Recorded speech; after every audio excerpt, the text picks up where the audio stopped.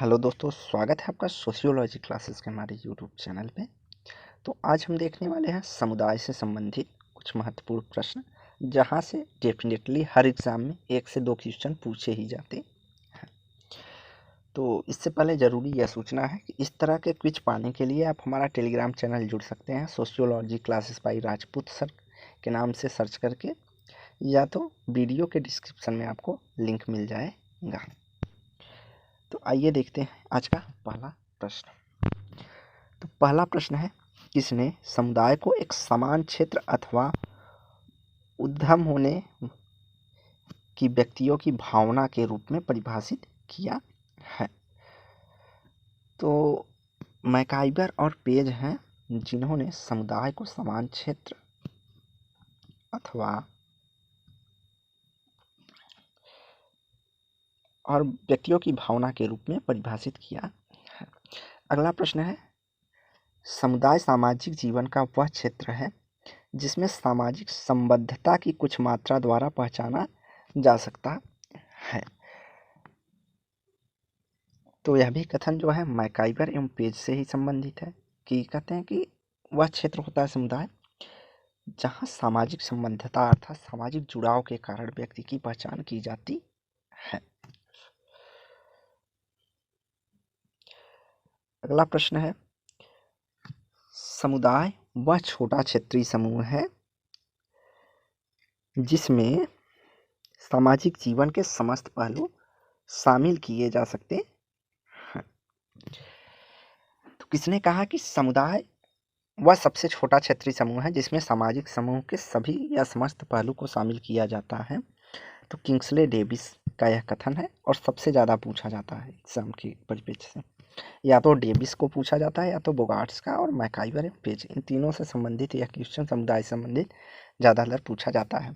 तो इनका की पॉइंट है कि सामाजिक जीवन के समस्त पहलू आ जाते हैं इस क्षेत्र में, जो है समुदाय को परिभाषित करते हैं। अगला है, सामुदायिक सामाजिक समूह है, इनका समुदाय सामाजिक समूह है जिसमें कुछ अंशों में हम की भावना पाई जाती है। तो हम की भावना के रूप में समुदाय की परिभाषा कौन देते हैं? तो बोगार्ट्स परिभाषित करते हैं कि समुदाय एक ऐसा सामाजिक समूह है जिसमें कुछ अंशों में हम की भावना पाई जाती है। अगला है, समुदाय प्राथमिक समूहीकरण का स्वरूप है जबकि समाज द्वितीयक सामूहिकरण का स्वरूप है। यह कथन किसका है? तो बोगार्ट्स कहते हैं कि समुदाय जो है उसमें प्राथमिक समूहीकरण का स्वरूप देखने को मिलता है, जबकि समाज में द्वितीयक सामूहिकरण का स्वरूप मिलता है। अगला प्रश्न है, वह समाज जो किसी निश्चित भौगोलिक स्थान पर रहता है समुदाय कहलाता है। तो किसी निश्चित भौगोलिक स्थान पर रहने वाले समाज को समुदाय किसने कहा है? तो यह कथन जो है ग्रीन से संबंधित है कि किसी निश्चित स्थान पर रहने वाले समाज को हम समुदाय कह सकते हैं।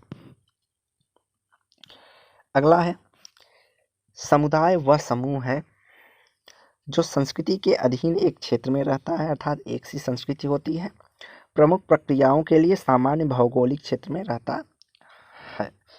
तो किम्बाल यंग कहते हैं कि एक ही संस्कृति के अधीन रहने वाले एक निश्चित क्षेत्र में व्यक्तियों को हम समुदाय कह सकते हैं। तो यह किम्बाल यंग है। अगला है, व्यक्तियों का वह समूह जो निश्चित भूभाग पे रहते हैं और अपने उद्देश्यों के पूर्ति के लिए नियमों के सामान्य व्यवस्था को मानते हैं या बनाए रखते हैं। तो यह परिभाषा किसने दी है?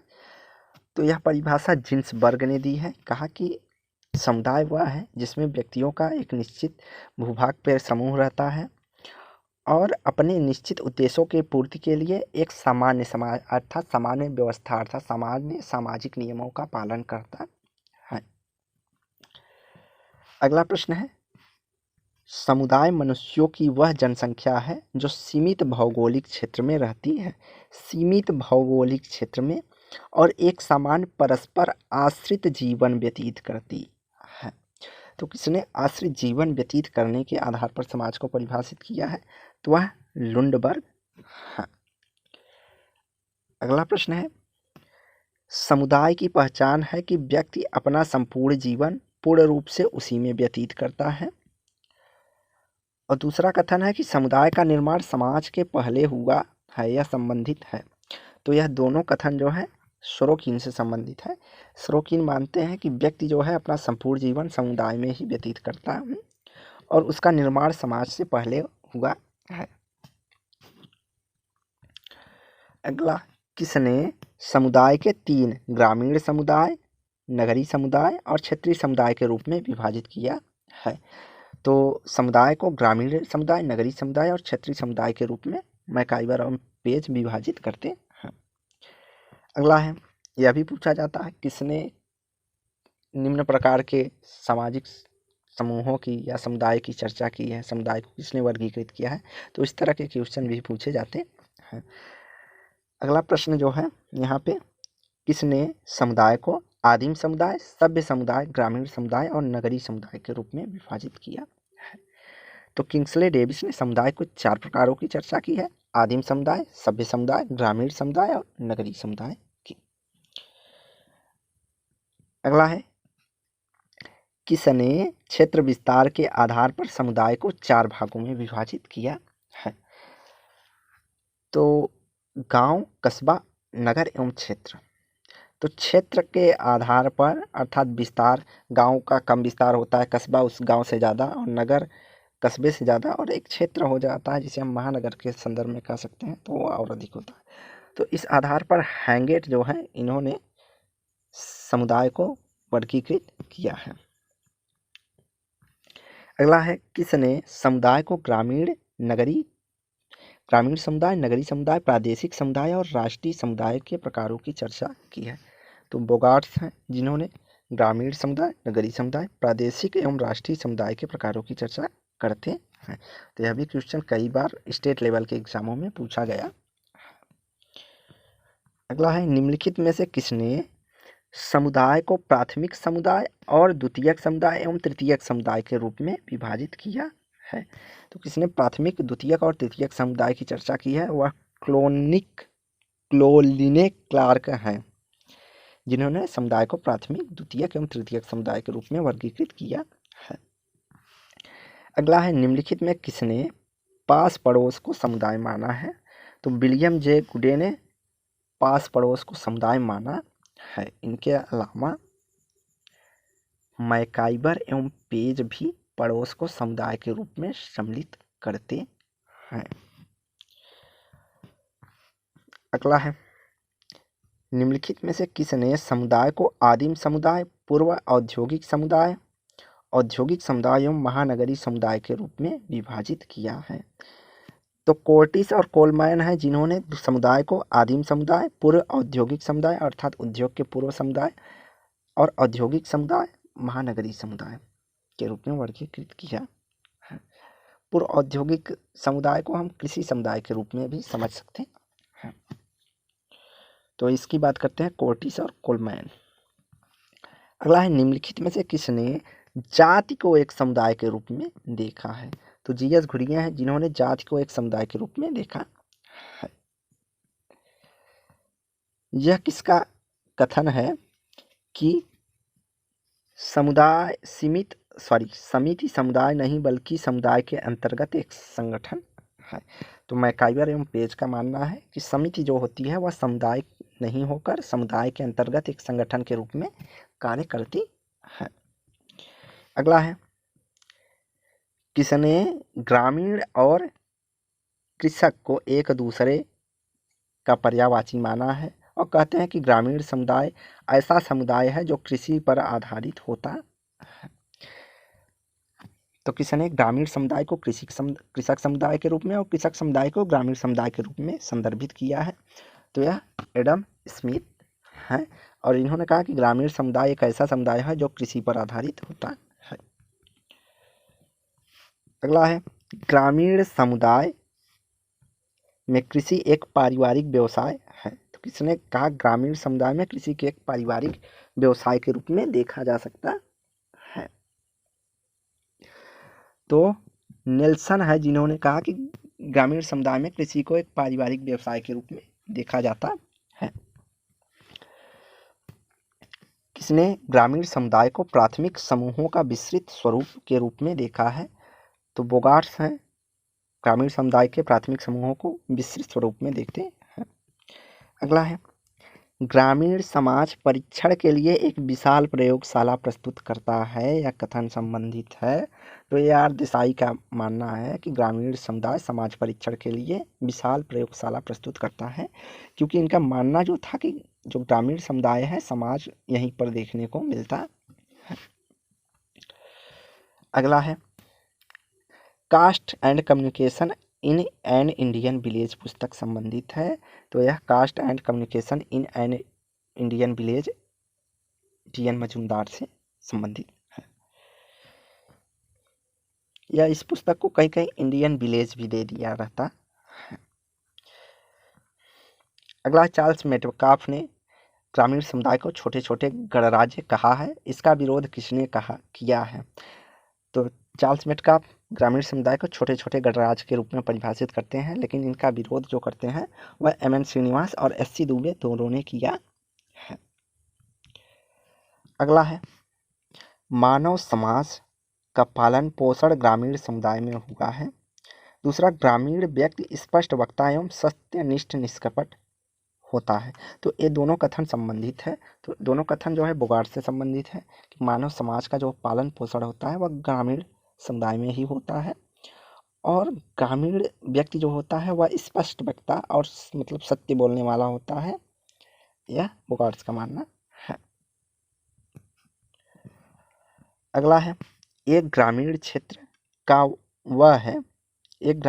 वह है जहाँ लोग किसी प्राथमिक उद्योग में लगे हों, अर्थात प्रकृति के सहयोग से वस्तुओं का प्रथम बार में उत्पादन करते हैं। यहाँ प्रतीत है तो यहाँ प्रकृति होना चाहिए था। तो प्रकृति के सहयोग से वस्तुओं का उत्पादन प्रथम बार में करते हैं, ऐसा मानना है के.एन. श्रीवास्तव जी का। तो राइट आंसर हो जाए के.एन. श्रीवास्तव। अगला है, ग्रामीण समुदाय ऐसे किसी भी कृषि प्रधान में अस्थायी समाज को कह सकते हैं जिस पर मशीन उद्योग ने अपना प्रभाव न डाला।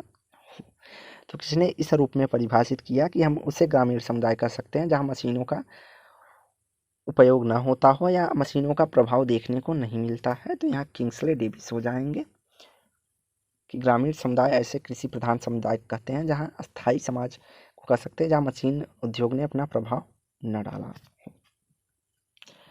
अगला है, ग्रामीण समुदाय अधिक राष्ट्रवादी और देशभक्त होते हैं। तो यह ए. रॉस का कथन है और यह भी कई बार एग्जाम में पूछा गया है कि किसने ग्रामीण समुदाय को अधिक राष्ट्रवादी और देशभक्त के रूप में देखा। तो यह ए. रॉस होते हैं। अगला है, निम्नलिखित में से किसने इस बात का समर्थन किया है कि भारतीय गांव को पृथक बंद आत्मनिर्भर इकाई के रूप में माना जा सकता है? तो चार्ल्स मेटकाफ ने छोटे छोटे गणराज्य के रूप में परिभाषित किया है। हेनरी मुनरो और हेनरी ने भी एक पृथक आत्मनिर्भर इकाई माना है, और कार्ल्स और पावेल भी ग्रामीण भारतीय गांव को जो है आत्मनिर्भर के रूप में देखते हैं। अगला है, किसने कहा कि भारतीय गांव में आत्मनिर्भरता एक मिथक है? अर्थात ऊपर निम्न समाजशास्त्रियों में जैसे मेटकाफ, हेनरी और इन कार्ल मार्क्स, पावेल, इन सभी ने तो आत्मनिर्भर माना, तो इसका खंडन किसने किया?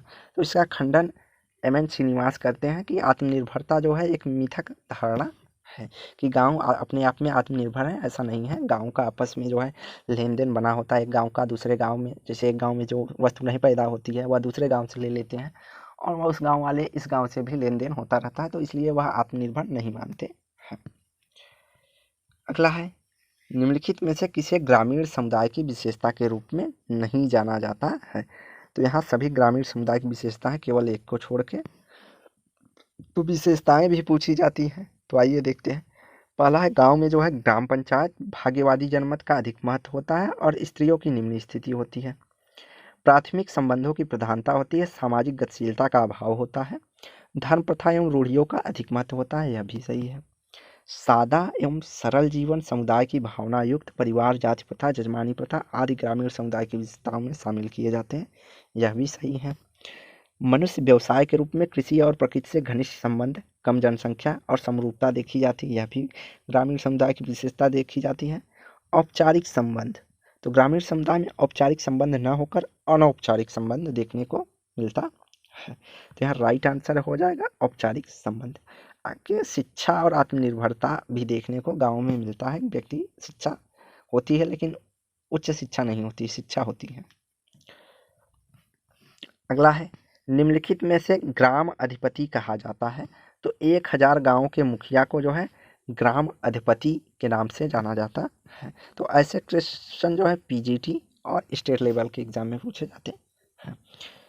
अगला है 20 गाँव के मुखिया को कहा जाता है। तो 20 गाँव के मुखिया को निशांती कहा जाता है, 10 गाँव के मुखिया को दासी कहा जाता है और 100 गाँव के मुखिया को सती कहा जाता है और केवल 1 गाँव के मुखिया को ग्रामीणी कहा जाता है, ग्रामिक कहा जाता है, सॉरी। अगला है घोष किस प्रकार के गाँव में सम्मिलित होते हैं। यह भी क्वेश्चन कई बार स्टेट लेवल के एग्जाम में, पीएचडी एंट्रेंस एग्जाम में आदि में पूछा गया है। तो घोष ऐसे गाँव को कहते हैं, वह गाँव जो जंगल के पास बसे होते हैं, जिनका प्रमुख जो व्यवसाय होता है वो पशुपालन होता है और पशुओं को चराते हैं। अगला है सामाजिक भिन्नता वाले समुदाय को बृहद घने बसे हुए अस्थायी निवास के रूप में की जाती है। नगर की परिभाषा या किसने की है। तो किसने कहा नगर जो है उस वहाँ पे सामाजिक भिन्नता पाई जाती हैं और बृहद रूप से घने बसे हुए अस्थायी निवास देखने को मिलते हैं। तो लुईस वर्थ। अगला है किसने नगर की परिभाषा देते हुए कहा कि जहाँ कृषि के अतिरिक्त अन्य व्यवसाय प्रचलित हैं वही नगर कहलाता है। तो विल्कॉक्स हैं, इनका मानना है कि जहाँ कहीं कृषि के अतिरिक्त अन्य व्यवसाय जैसे उद्योग धंधे होंगे वही नगर है, विल्कॉक्स। अगला है किसने नगर की व्याख्या करते हुए कहा कि नगर एक ऐसी संस्था है जहाँ अधिकतम निवासी कृषि के अतिरिक्त अन्य उद्योग में व्यस्त हैं। तो यहाँ सेम परिभाषा जैसे विल्कॉक्स देते हैं, सेम उसी तरह से ही चार्ल्स बर्गले भी देते हैं। अगला है किसने नगरीय समुदाय को केवल सुख का साथी माना है। तो इरावती कर्वे ने नगरीय समुदाय को केवल सुख का साथी मानती है। अगला है जहाँ सामुदायिक भावना की कमी पाई जाती है वही नगर है। तो किसने कहा कि सामुदायिक भावना की कम होना नगर कहलाता है। तो जॉर्ज सिमेल का कथन है। अगला है अत्यधिक वर्ग विषमता नगर के लक्षण है।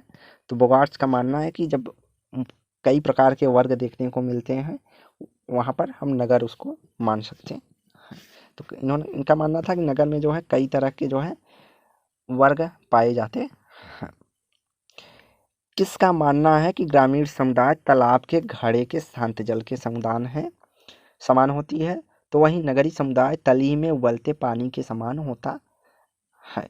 तो गैल्पिन, जिमरमैन और सोरोकिन, इन तीनों से यह कथन जो है संबंधित है कि ग्रामीण समुदाय तालाब तथा घड़े के शांत जल के समान होता है, वहीं नगरीय समुदाय तली में उबलते पानी के समान होता है।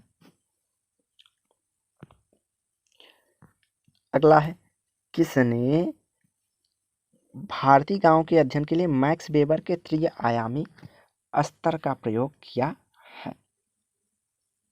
तो आंद्रे बितई हैं जिन्होंने मैक्स वेबर के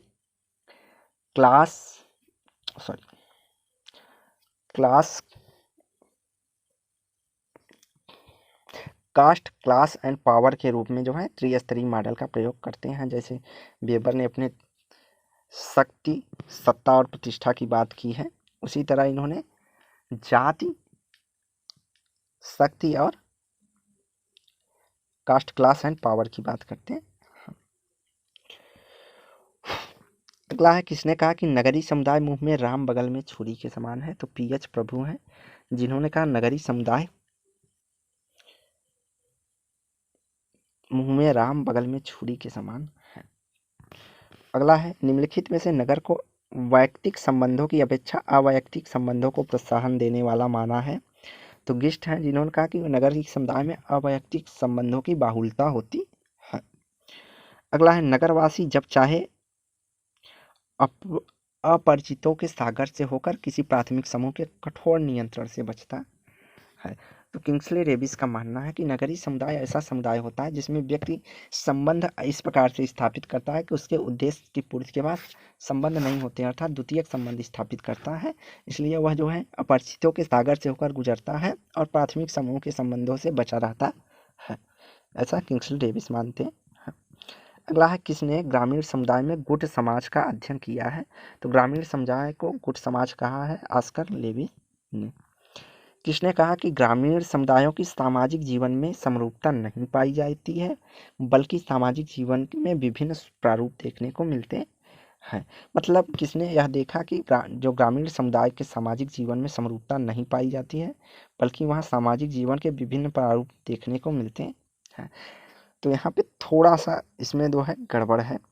यहाँ ग्रामीण और नगरीय समुदाय की तुलना होनी चाहिए थी। किसने कहा कि ग्रामीण समुदायों में की तरह नगरीय समुदाय में सामाजिक जीवन में समरूपता नहीं पाई जाती, बल्कि वहाँ सामाजिक जीवन के विभिन्न पहलू भी देखने को मिलते हैं। तो यह DN धनाग्रे है। इनके अलावा मैक्स वेबर ने भारत को गांवों का देश कहा है।